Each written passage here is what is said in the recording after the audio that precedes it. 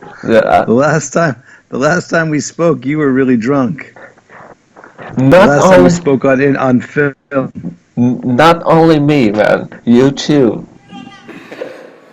Cheers. Ooh, that's strong. Come on, come on, come on, come on, come on. Go. Oh, give it better. Good. So So what's up, man? yeah, So we both decided to really dress up for this interview. You got some yeah. stubble. I got some stubble.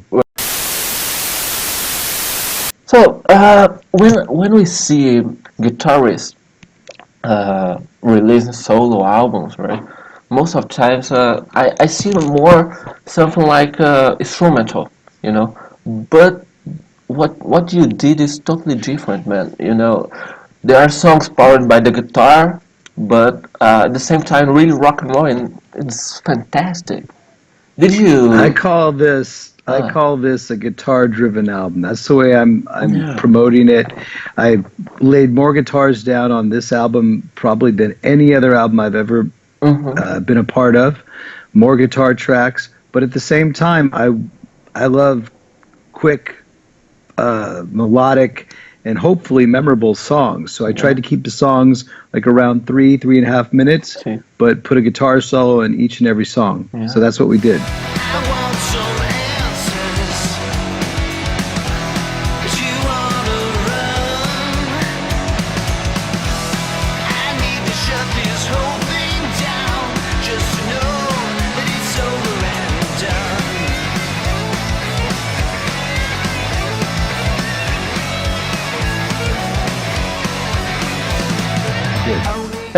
Did you have this attention to do something more rock and rolling, right?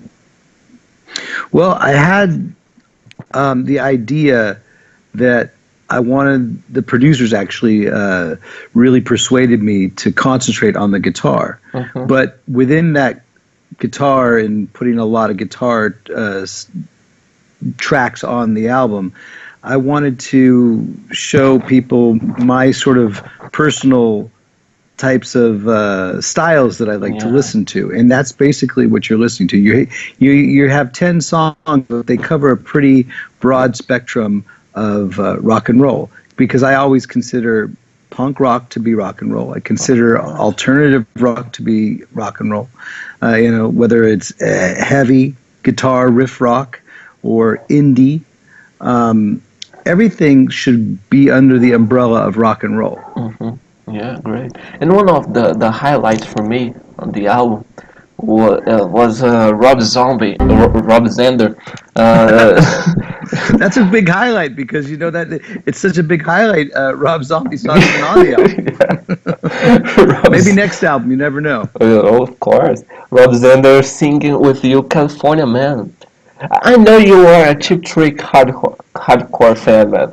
How, Hardcore since I was growing up, a little yeah. kid. I used to, I always say that Cheap Trick was basically my Beatles. So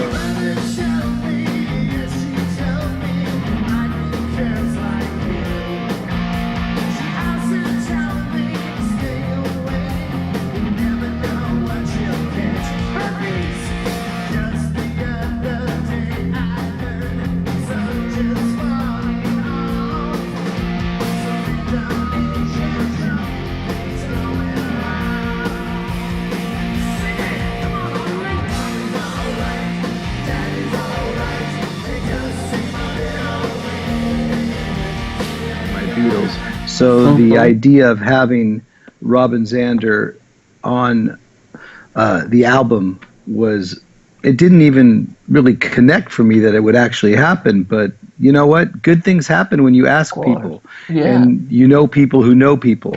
Our tour manager lives near him, and he put out the word that I was making an album. And I actually have talked to Robin over the years. Him and Rick Nielsen have come up on stage with us with Alice Cooper. So we have sort of a cool relationship, I would say.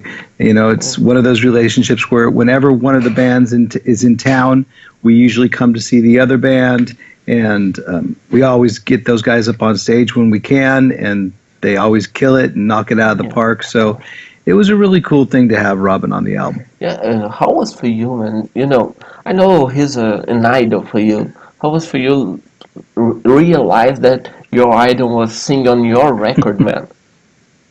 I tried to keep sort of, stoic and cool on the outside, but I think on the inside I was a bit of a fanboy, and I was a little screaming girl. Maybe Yeah. you want to say. And California Man is a classical, right? Classical Chip Trick song. Well, it's actually a cover of a cover. Yes. It's originally by the Move that became ELO, that band, Electric Light Orchestra. They originally, Randy California, I believe, was the one that wrote it. Cheap Trick covered it on their Heaven Tonight album, and that's how I was exposed to that song. So hopefully in that sort of way of passing on the torch to the next generation of rock and rollers, they'll hear it off my album, and maybe some day, 20 years from now, you'll be interviewing some kid that had me sort of sing on that album as well. Get that feel guitar boy shaking. I'm a California man. Dance right on till the floors are breaking. I'm a California man. Well, I rock my mama so bad. This a woman, she's a making me mad. Well, I don't care if your legs start aching.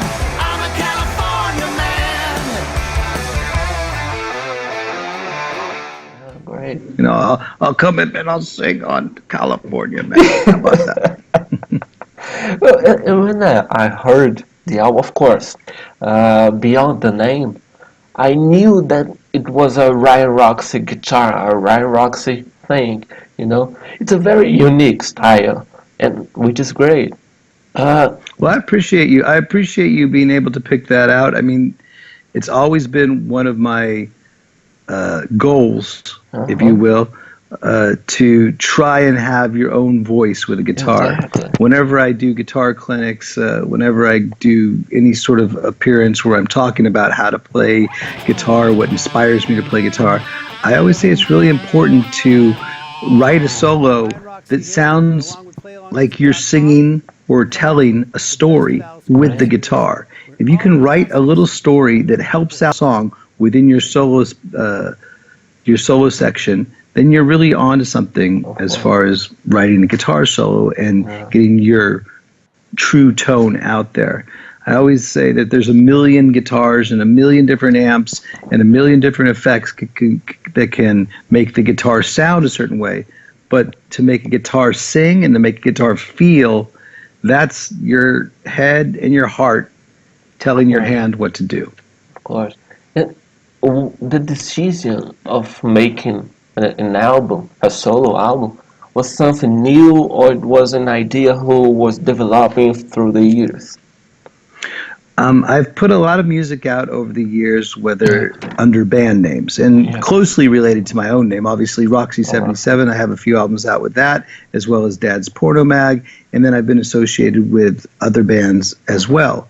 This decision to make a Ryan Roxie solo album, again, I give the producers of the album, the guys that helped produce the album, which is Christopher Folin from Sweden, Tommy Henriksen, that I play with in Alice Cooper Band, John Bowen produced a track as well. All these guys were saying, look, the majority of people know you as a guitarist, whether it's through knowing you playing guitar through Gilby Clarke or Slash or with Alice Cooper. So right off the bat, let's make this a guitar-driven album. All right, we'll get the best out of your voice. We'll do the best arrangements we can with the songs, and we'll get all that together. But what we're really going to focus on is the playing of the guitar and what you put down. And I'm really happy we did it that way, because the end result I'm very happy with. Of course, the result is great. And I know that your life on the road with Cooper is really full, man. How did you get time to record a new album, man? the good thing about working with Alice and all these years is that he is a busy guy. He likes to stay busy, and he keeps us working and keeps us on our toes. And we love that. This lineup of the Alice Cooper Band, we love to tour with Alice.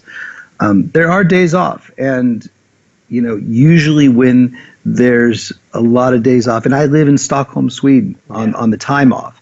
So when there's time off in an environment where it's cold and dark, kind of like the winter months are here up in Stockholm, Sweden. I'm not sure it would always work so well in Brazil where you're at, because it's always so nice and sunny. I'd always want to be outside playing golf. But we have a lot of dark days, a lot of cold nights, and those are really great opportunities to be held up in a studio and sort of focusing on songs and arrangements and ultimately guitar parts. Oh, great. Tell me more about the naming process. How did you get on Imagine Your Reality? Imagine Your Reality. That's a good question, because it's something I've been trying to do ever since I was a little kid. When I was a little kid, I'd look up at these posters on my wall, and like we mentioned earlier, Cheap Trick was one of those bands that were a poster on my wall, and also had Kiss up there, also had the Rolling Stones, and I'd look up at these posters. I say, someday, I just kept imagining myself being in that same position, playing in front of a lot of people and getting a good reaction. And I kept imagining that already being my reality. So it's not that I just sat there and daydreamed, because I know that I have to put some sort of action into that. You have to put one step forward, do something every single day that gets you a little bit closer to that goal. But in your mind, you're always imagining that reality already being true. And, it doesn't happen overnight. The real world takes a little bit of time for things to happen. But if you really, really do imagine that reality, you will eventually find yourself in a very similar situation. And that's kind of an ironic thing, because this new album, if you get the vinyl, it comes with a poster. And I signed each and every one of the posters that are out on the vinyl. So you'll actually get your album, you'll open it up, and there'll be a poster that you can put on your wall. And maybe if you're a little kid, or maybe if you're a dirty old man, I'm not sure, you can put it up on your wall and start imagining your reality. Yeah. But at the end of the day, I want I want everybody, no matter what they want to do in life, to realize that it is It is not impossible. It is very possible to achieve goals and to truly imagine your reality. Like the song from Aerosmith, "Dream Until Your Dreams Come True," right? What'd you say? Like "Dream On" from Aerosmith, "Dream Until Your Dreams Come True." There you go. There you go, man. And which I actually had an opportunity to jam with Steven Tyler this last New Year's Eve, and that was one of the exact songs that we played together. And that was great. He told me the story about how that came out, and one of the first songs that they had ever written, and how he had that title. And I love rock and roll stories like that, when you hear it from the source, and you hear it from these guys that you grew up listening to. You hear how, the riff of "Walk This Way" was, where it was sort of, where it came up from, and why the actual title came to be what it is. And I get to hear those rock and roll stories time and time again from guys like Alice Cooper as well. Yeah. And when I was creating some covers for you for this album, something really intrigued me, man. Why the colors red, blue, and white? Well, that? I mean, do you know? I always wear this wristband. I don't have it on right now because I'm sort of color coordinated in, like, I guess, green today, green and gray. But I usually wear a wristband that's red, white, and blue. It's one of those old 70s red, white, and blue USA sort of wristbands that the tennis players used to wear back in the 70s, if you will. Well, I was always a big fan of those. and I couldn't find them for so many years until I finally came across one when I first got into the Alice Cooper band. Then I just kept wearing it, and I kept wearing it all the time at every show that I'd play. And then we played a show in France, and somebody ripped it off. I put my hand out in the audience, and someone grabbed it because they were happy, I guess, or just wanted to pull me in the crowd. I'm not sure, but whatever. I lost that wristband. I couldn't find it for a while, and I was like, well, how did I lose that red, white, and blue wristband? Why? And then I started thinking, well, it's France's colors as well. And then it's Russia's colors as well. Holland. And then you start looking how many different countries have red, white, and blue in their flag color and what their national colors are. So in a way, it kind of sort of brings not just the USA appeal, but it brings more the world appeal as well. Mm-hmm. And, like I always say, rock and roll does bring the world together. So I've always used those colors to sort of unify what rock and roll is to me. It's a very unifying type of music, and I wish, if more people just went to rock and roll shows and in different countries and saw the similarities that we all have, there'd be a lot less tension, I think. Of course. And the album has a lot of different tones, guitar tones, with different guitars. For the lay audience on guitars, how would you explain when you use a Les Paul or Thunderbird or any other guitar? Another good question, man. You're coming up with some doozies today, man. It does you good not to shave before an interview, because last time, I think we both shaved for our interviews, and I think our questions were horrible to each other. Yeah. We were, or was it maybe just all the alcohol that we drank, or that you drank, not me? Yeah. But that's a good question. If anyone wants to look at the former interviews that Pedro and I have done, just go look back to the drinking game. That's what I'm referring to. Yeah. So anyhow, let's get back to the question about playing the right guitar for the right song. I very much hold that belief. There's certain songs and a sound that you need that only a Les Paul through a Marshall amp is going to give. Others, there's a certain sound that only a Fender Stratocaster through a Vox AC30 is going to give you. And luckily, our producers picked up, what I was saying, what sort of guitar sound I wanted. Like if I would say, I want this sort of Oasis jangly sound, they could dial it up and give me the right guitar for that song.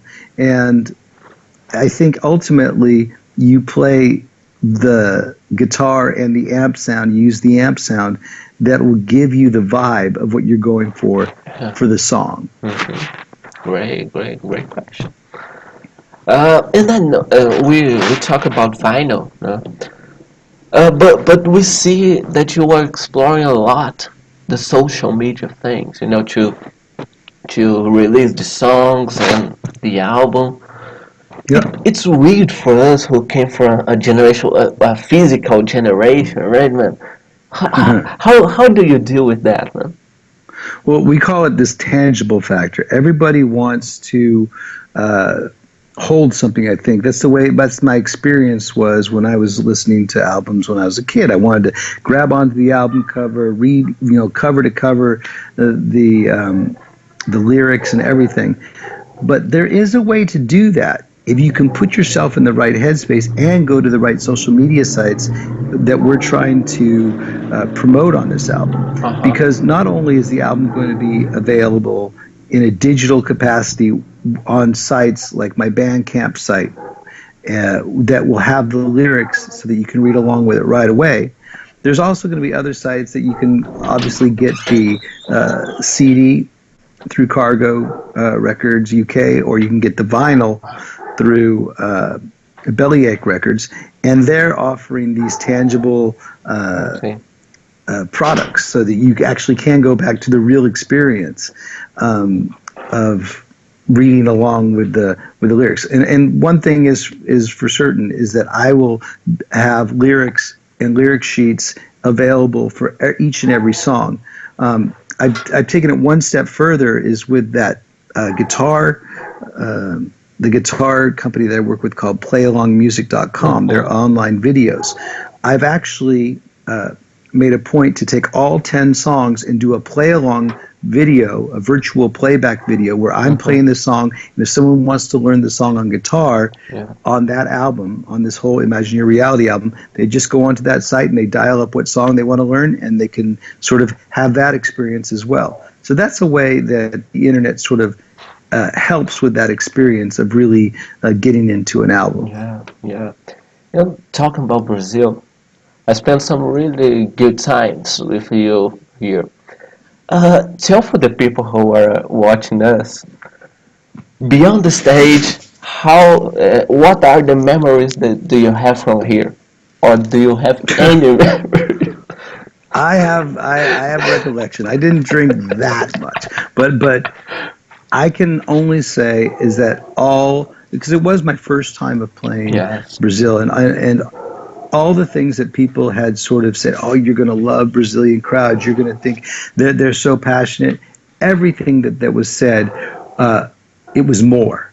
You know, it was exceeded my expectations. The crowd reactions when we opened up for Guns N' Roses in São Paulo, that was such a great crowd, such an endearing crowd. They really took us in. It wasn't like we were the opening band and everybody, everybody was waiting for Guns for GNR, of course, but they really accepted Alice and they took in our whole set, and I just thought the shows that we were able to do in Brazil were really special, and I can't wait to go back there and do it again with my own, with this album, my own songs, and come out there and hopefully have a few more cocktails with you and the rest of the Brazilians. Right. I was there on that festival in São Paulo, all of the days, Bon Jovi days, Aerosmith Day, Guns N' Roses, and what the crowd did for Alice Cooper, they didn't did that for any other band, Really? Yeah, any open band. You know what? That's even makes me makes my heart closer to Brazil even more, because like I said, I'm just waiting for that phone call to come where we can get some shows lined up over there in Brazil, and so you guys can see my solo stuff, and I can bring some of my musicians over there, and we can all come over there and have a rock and roll party. Yeah, we are rock and roll party. I sound like Paul Stanley right now. You're a Paul Stanley fan. Excellent. What did you say? You're a Paul Stanley fan, man. I'm a Kiss fan. Across the board. It's my favorite band. My favorite is the Yoda of rock and roll, Eric Singer. How about that? Of course. So I'm a Star Wars fan too, so that's why I like Yoda and Eric Singer, who are actually the same. Revenge for me is the best album in history. Revenge of the Sith is the best Star Wars album. Yes. Ryan, always a pleasure to talk to you, man. Hey, let's do it again sometime, man. Once the record comes out, and hopefully we get the support and the phone calls that we need to get down to Brazil. Yeah. Let's do it again, and let's hype it up. And in the meantime, enjoy the ride. Feel free for leaving your message to ask people to buy the record, listen to the songs. Oh, yeah. Just you can go on to ryanroxie.com. That's the best one-stop shop to check everything out. It's got the YouTube channel there. It's got the pre-order channel for the record. It's got all the information you need for those play-along music videos, playback thing I was talking about earlier. Just ryanroxie.com, or just Google Ryan Roxie, or just stick your head out of a window right now and just scream out my name, Ryan Roxie, and I'm sure you'll hear it, and then you'll give them the website information. How about that? It's like Batman. Yeah, just shine the light out. No, but seriously, drop by the old ryanroxie.com site. Send me an email. I actually think my direct email is right on there.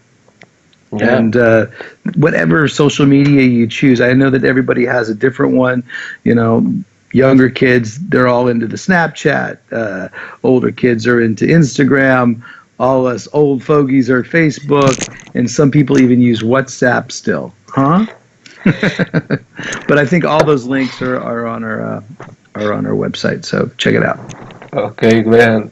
Great to see you. Great to see you. Let's Have a good one. I even got Twitter now, man. Can you believe that? I even broke down and got a Twitter account, and it seems to be a lot more people using Twitter for some reason. Yeah. I have no idea why. Huh? Yeah, I use Twitter more than any other social media, man. There you go. Twitter and Instagram. Well, I'll see you on one of them out there. All right, buddy? Well, great. We'll talk Let's again see. next time. Okay, man. Nice to see you. All right. Thanks again for the chat. Great, man. Thank you. Thanks, buddy. Nice talking to you. Nice to talk to you too. And shave your I'll beard. see- Oh, no, you shave yours. I will. I promise I will too. Great, man. See you. This is going to be like the Santa Claus interview. Oh, man. Maybe you can put some of those Snapchat sort of overlays on Yeah. it. So, you know, A hat, mouse nose or something like that. Exactly. Figure it out.